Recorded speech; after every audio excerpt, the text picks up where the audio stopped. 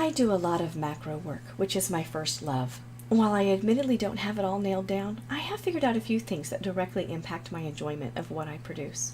I find a carefully chosen background to be one of those key things.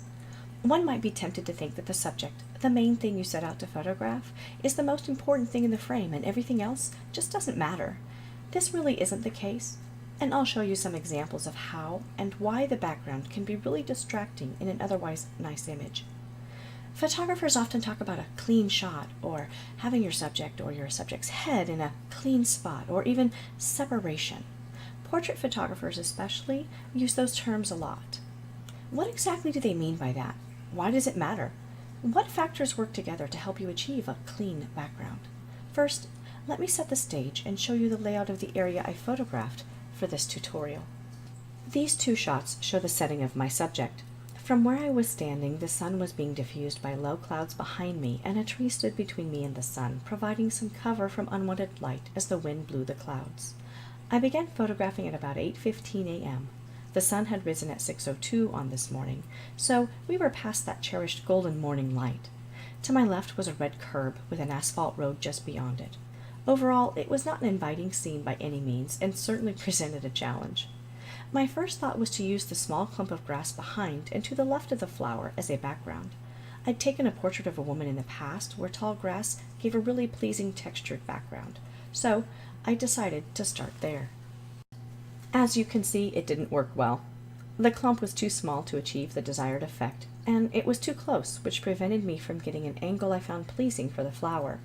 The rock behind the flower and the red curb to the left were also of no help, as they both drew attention away from the subject.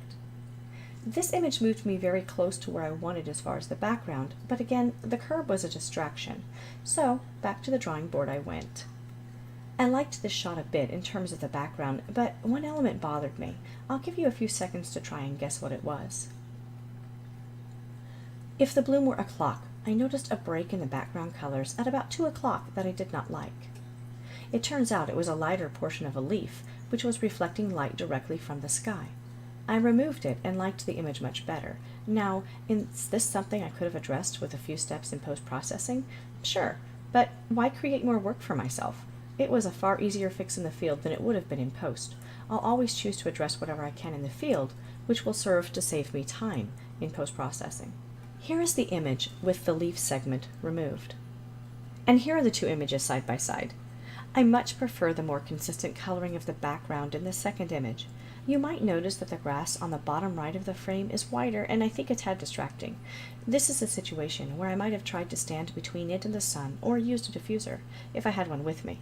Remember, even on overcast days, the light of the sun is still directional. In the end, I find the grass to be less of an issue for me than the leaf segment which intersected with my subject. The grass can easily be dealt with in post through a vignette, burning down, or with Nik's Vivesa. I would head towards Vivesa first, and after processing the image, I would incorporate a subtle vignette. Still, the grass doesn't bother me too much, as there are corresponding tones on the left bottom of the frame. They balance each other to a degree visually, and the tones are easily dealt with. I really love the light on this image. The sun showed up just enough to provide a gentle kiss of light to the flower, bringing out the beautiful magenta tones. I still have the grass tissue on the lower right, but I think it might be okay with some further processing addressing those tones. In this next image, you can see that I have changed my position to try and take advantage of the clump of very green grass for a background. This isn't a spectacular photo, but it does a good job of helping to illustrate how proximity to your subject can affect the background.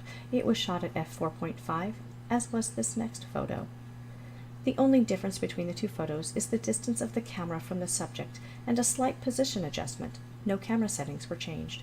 Here are both images side by side. I think you'll agree that the second photo has a much more distracting background. Here is another example of that angle taken for illustrative purposes. I've pulled further away in the first photo, still focusing on the flower, and in the second, I switched my focus to allow you to see the background more clearly. The variegated leaves of the plant are a distraction I'd really rather not have.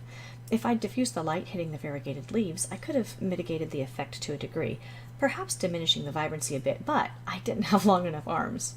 It was also breezy on this morning, so my eye was stuck to my viewfinder so I could press the shutter when the focus peaking on my camera let me know that the flower had swayed back into focus. And here you see two more images, side by side, showing another angle, this time shooting towards the road. I knew from experience that asphalt can provide a nice background in the right circumstances. You can see that the shadow of the tree provided an interesting light pattern behind the flower, which I think I might like. It subtly breaks up the black and adds interest that I do not find distracting, putting a pool of soft light right near the flower. The shadow's distance from my subject, my f-stop of 4.5, and how close my lens was to the flower all served to throw the background out of focus, making it smooth and buttery. I think it important to add that shooting with a full-frame camera with its larger sensor will create smoother backgrounds than a cropped sensor, all other things being equal. You can still get great shots with crop sensor cameras, of course, it just requires extra care in the details. Here is yet another angle with two shots side by side, allowing you to see the subject and the background. I wondered how the rock would work as a background. I love the gentle curve the rock provides here, and I thought that the green on the top right might be balanced with the stem of my subject. I decided the green really wasn't balanced due to the placement of them both within the frame. However, upon looking at it, I think that the green at the top right might actually work as a subtle leading line into the frame from the corner towards the flower. Some processing will inform me better in that thinking. I'm not quite sure yet. Sometimes the right background can really add to the photo. I can tell you that if part of the flower had crossed that subtle curve in the rock, I would not have liked the image as much. I decided to process two images from the initial set of about 40. I converted this one to black and white, as I often do when the symmetry draws me. I really enjoyed the emphasis stripping the color away places on the actual subject and its lines. As much as I adore color, sometimes the image is stronger without it. I decided to process this one because of the wonderful touch of light and the pleasing composition. I decided to retain the color in this image for a few reasons. First, I just really love purple. And second, I knew the light hitting the color would make it quite nice, even glow a little. I wanted to retain those complexities in the image. I showed this image earlier before cropping and discussed the grass at the bottom right. I mentioned that I thought I could blend the tones of the grass and the background using Vivesa. I did just that, and I'm happy with the results. So, when you set out to photograph a person, a flower, or anything really, don't forget to carefully consider your background. Take into consideration your f-stop, the distance of your subject from your background, the distance of your subject from your camera, and the color and light variations of your background. It pays to be thoughtful as you work towards simplifying your background, which in turn will help your subject to have greater visual impact. I'm Pamela Reynoso. I hope you found this video helpful as you continue on your creative journey.